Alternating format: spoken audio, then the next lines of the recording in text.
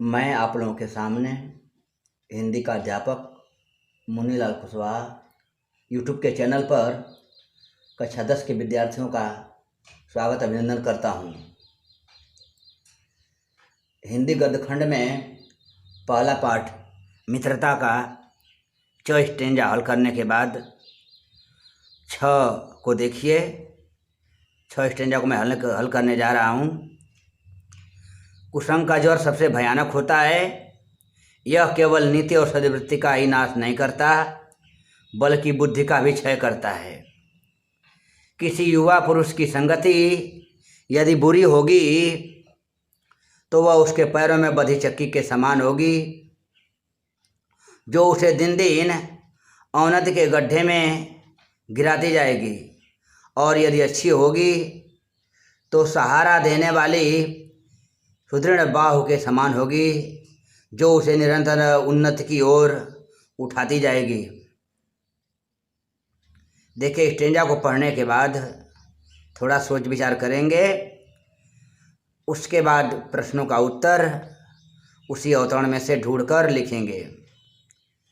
पहला प्रश्न है, उपर्युक्त गद्यांश का संदर्भ लिखिए। तो देखिए संदर्भ, प्रस्तुत गद्यांश हमारी पाठ्य पुस्तक हिंदी गद्यखंड के मित्रता नामक पाठ से अवतरित है।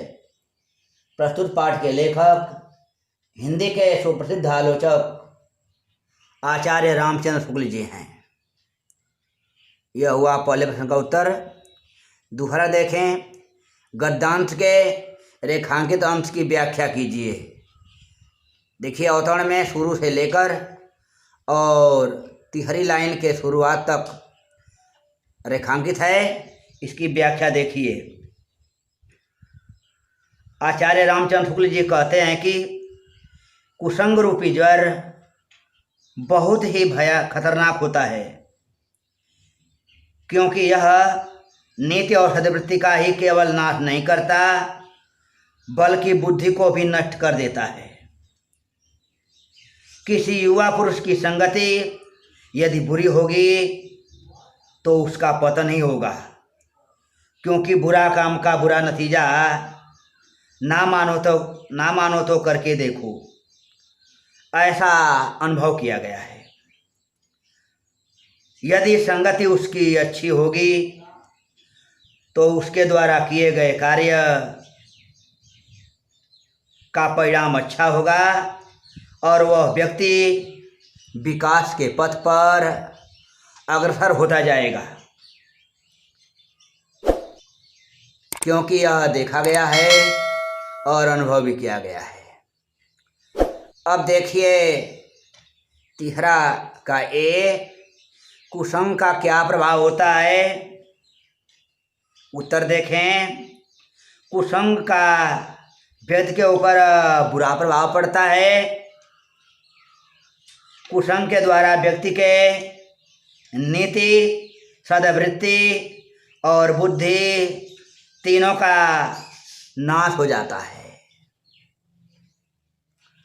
अब इसमें का बी देखिए, कुसंग और अच्छी संगति में क्या अंतर है। अब देखिए, जो व्यक्ति कुसंग का शिकार हो जाता है उसका आचरण, उसकी बुद्धि,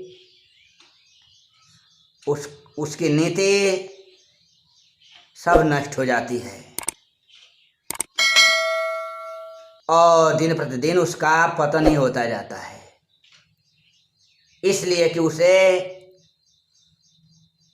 सही कार्य ही गलत दिखाई देते हैं और गलत सही, अर्थात उस व्यक्ति को सही और गलत की पहचान पूर्ण रूप से सही नहीं हो पाती है।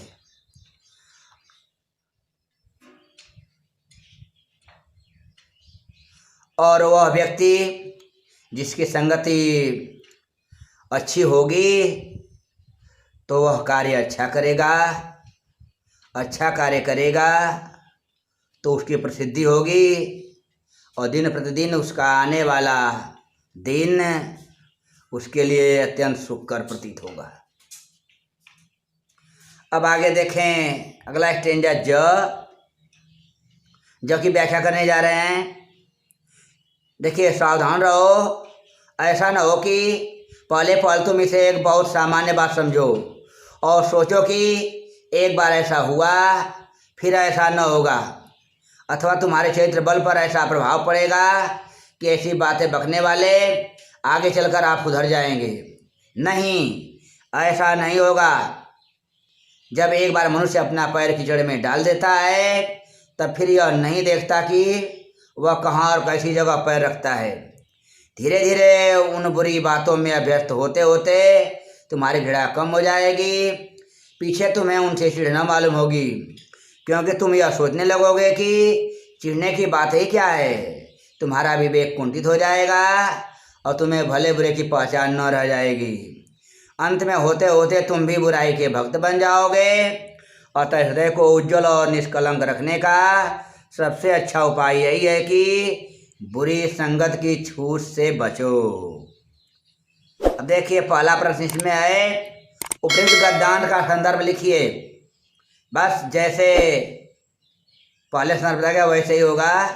जब तक पाठ नहीं बदलेगा तब तक कोई भी अवतरण होगा उसका संदर्भ वही होगा। आइए संदर्भ देखें। प्रस्तुत गद्यांश हमारी पाठ्य पुस्तक हिंदी गद्य खंड के मित्रता नामक पाठ से लिया गया है।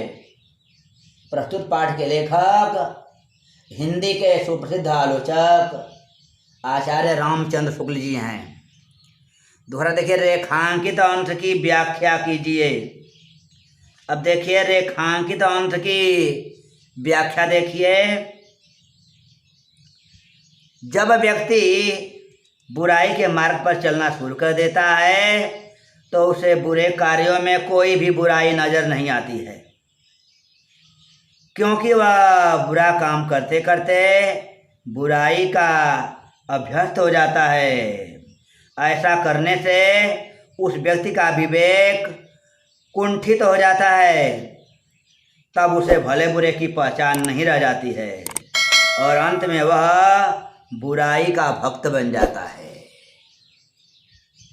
अब देखिए तीसरा प्रश्न, हृदय को उज्ज्वल रखने का क्या उपाय है। तो हृदय को उज्ज्वल रखने का उपाय देखिए, अंत में लिखा है इसी स्टेंजा में, वह नीचे दम है वही है। तो हृदय को उज्ज्वल रखने का उपाय बुरी संगत की छूट से बचना है। अब देखिए अगला स्टेंजा झ। बहुत से लोग ऐसे होते हैं जिनके घड़ी भर के साथ से बुद्धि भ्रष्ट हो जाती है, क्योंकि उतने ही बीच में ऐसी ऐसी बातें कही जाती हैं जो कानों में न पड़नी चाहिए। चित्त पर ऐसे प्रभाव पड़ते हैं जिससे उनकी पवित्रता का नाश होता है। बुराई अटल भाव धारण करके बैठती है। बुरी बातें हमारी धारणा में बहुत दिनों तक टिकती हैं। अब देखिए इसमें पहला प्रश्न है, उपयुक्त गद्यांश का संदर्भ लिखिए। तो संदर्भ देखिए, प्रस्तुत गद्यांश हमारी पाठ्य पुस्तक हिंदी गद्य खंड के मित्रता नामक पाठ से अवतरित है। प्रस्तुत पाठ के लेखक आचार्य रामचंद्र शुक्ल जी हैं। अब देखिए दूसरा प्रश्न है, रेखांकित अंश की व्याख्या कीजिए। रेखांकित अंश की व्याख्या देखिए, बुरे लोगों की संगति का ऐसा प्रभाव पड़ता है कि थोड़े ही समय में हमारी बुद्धि नष्ट हो जाती है, क्योंकि इस थोड़े ही समय में ऐसी ऐसी बातें कही जाती हैं जो हमारे कानों में नहीं पड़नी चाहिए। परिणाम यह होता है कि इन बुरी बातों का हमारे हृदय पर ऐसा प्रभाव पड़ता है कि हृदय की पवित्रता का नाश हो जाता है। अब अंतिम प्रश्न है, बुराई की प्रकृति कैसी होती है। तो बुराई की प्रकृति कैसे होती है, इस प्रश्न का उत्तर देखें। बुराई अटल भाव धारण करके बैठती है, क्योंकि बुरी बातें हमारी धारणा में बहुत दिनों तक टिकती हैं। अब मुझे पूर्ण रूप से आशा और विश्वास है कि आप सभी विद्यार्थियों को स्टेंजा 6 ज और झ तीनों अच्छी तरह समझ में आ गए होंगे। शेष विवरण अगले दिन।